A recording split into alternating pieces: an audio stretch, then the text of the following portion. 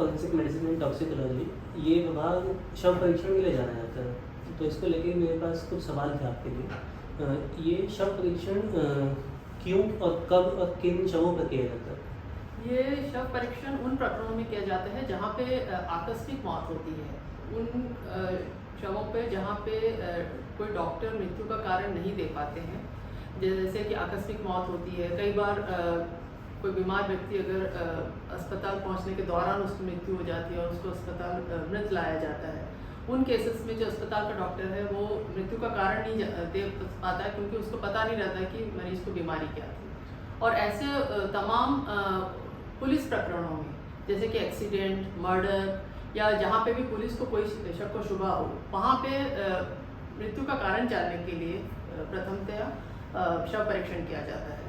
बाकी दूसरे कारण, जैसे कि कोई वह शव जहाँ पे उनकी आइडेंटिटी नहीं है, आइडेंटिफिकेशन नहीं है, यहाँ पे या केवल हमको हड्डी मिलती है, या शव सड़ जाता है जहाँ पे उनकी पहचान करना मुश्किल होता है, उन शवों का भी पोस्टमार्टम पुलिस द्वारा किया जाता है, ताकि शव की पहचान की जा सके और उसमें मृत्यु का कारण पता चला जा सके। पूर्ण शव परीक्षण में कितना समय लगता है? पूर्ण शव परीक्षण में लगभग सामान्यतः 2 से ढाई घंटे लगते हैं। कुछ प्रकरणों में ज़्यादा समय भी लग सकता है, क्योंकि जब हम शव परीक्षण करते हैं तो हमें उसको बारीकी से पूरा शव का परीक्षण करना पड़ता है। अगर शव में बहुत ज़्यादा चोटें हैं या उसमें बारीकी से ज़्यादा मुआयना करना पड़े तो समय ज़्यादा भी लग सकता है, पर सामान्यतः 2 से ढाई घंटा शव परीक्षण में लगता है।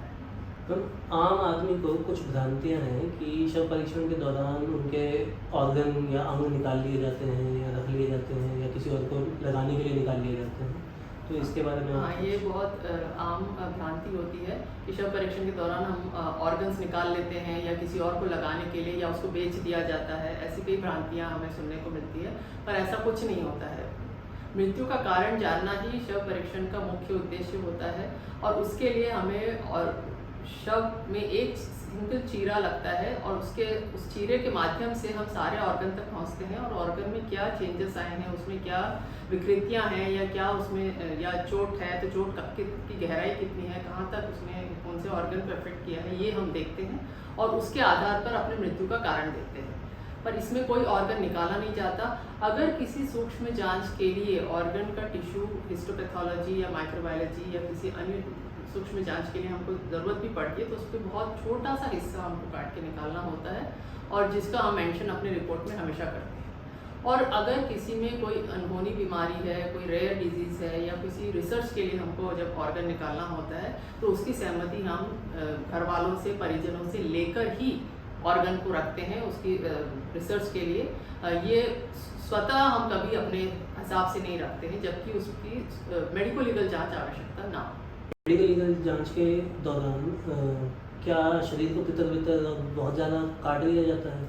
जी नहीं, जैसे मैंने बताया, शव को केवल एक चीरा लगा के, जो कि अपनी ठोड़ी से लेके पेट तक एक सिंगल चीरे में हम खोलते हैं, और उसी चीरे को बंद करके हम पूरे उसी चीरे के माध्यम से ही हम पूरे शरीर का मुआयना करते हैं।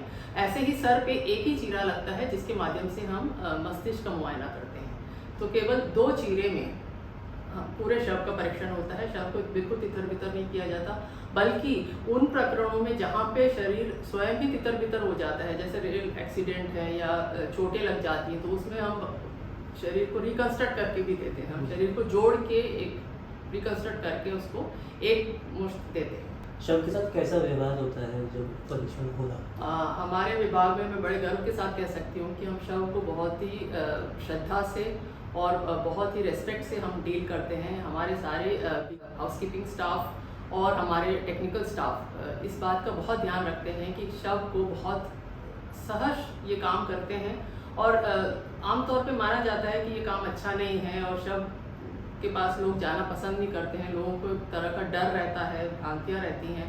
पर हमारे विभाग में हम इस कार्य को बड़े श्रद्धा और गर्व के साथ करते हैं, और इसीलिए आप देखेंगे कि हमारा जो चूड़ी है वो एकदम साफ सुथरा और बहुत ही अच्छी जगह लगता है। ऐसा लगता नहीं कि शव ग्रह है जो ऐसा नाम दिया जाता है। और हमारा सारा ही स्टाफ बड़े ध्यान से शव को हमेशा बहुत डिग्निटी से हैंडल करता है, कभी शव को खुला नहीं छोड़ता, हमेशा उसको कवर करके रखते हैं, कभी शव को हम ज़मीन पे नहीं रखते। शव परीक्षण के बाद पूरे शव को बहुत अच्छे से साफ करके नहला के उसको बैग में रख के परिजनों को दिया जाता है। शव के साथ बहुत ही आदर और सम्मान के साथ व्यवहार किया जाता है, जो हम इस व्यवहार को करने में हम बहुत गर्व करते हैं और सहर्ष करते हैं इस कार्य को। पुलिस बताती है कि शव परीक्षण की आवश्यकता है, तब भी कभी कभी परिजन इसकी अनुमति नहीं देते हैं या अड़चन पैदा करते हैं, तो उस स्थिति में क्या किया जाता है, और अगर तब परीक्षण हो जाता है तो उसके क्या फायदे हैं? शव परीक्षण को लेकर कई लोगों की भ्रांतियां होती हैं, इसलिए कई बार परिजन नहीं चाहते कि शव परीक्षण हो, पर मैं यहाँ पे आपसे साझा करना चाहती हूँ कि शव परीक्षण के बहुत फ़ायदे होते हैं, खासकर उन केसेस में जहाँ पे हमें कॉज ऑफ डेथ नहीं पता रहता है, मृत्यु का कारण नहीं पता रहता। जब शव परीक्षण हो जाता है तो उसकी रिपोर्ट के आधार पर आपके इंश्योरेंस क्लेम्स, आपके बैंक अकाउंट क्लेम्स, आपके जितने भी प्रॉपर्टी डिस्प्यूट्स हैं वो सब क्लियर हो जाते हैं। आपको आगे अपने जितने भी ट्रांजैक्शंस हैं या फाइनेंशियल प्रॉब्लम्स हैं उसमें कभी दिक्कत नहीं आती। कई बार आपको किसी क्लेम्स के लिए या किसी मुआवजे के लिए भी पोस्टमार्टम रिपोर्ट बहुत अहम दस्तावेज होता है, इसलिए पोस्टमार्टम से कतराएं नहीं। हाँ, वक्त ज़रूर लगता है, जैसे मैंने बताया पोस्टमार्टम में 2-2.5 घंटे का वक्त लगता है, लेकिन यह दस्तावेज आपके आगे के प्रकरणों के लिए बहुत सुविधाजनक होता है। और ऐसा कोई गलत कार्य शव परीक्षण के दौरान नहीं होता है कि ऑर्गन निकाल लिया जाए या कुछ और हो जाए या शव को तितर बितर कर दिया जाए। बहुत साफ सुथरे आदर के साथ ये शव परीक्षण का कार्य होता है, इसलिए इसको करवा लेने में ज़्यादा सुविधा होती है, ना कि बल्कि ना करवा के बाद में परेशान होने की। आपका शुक्रिया अदा करना चाहूँगा। Thank you.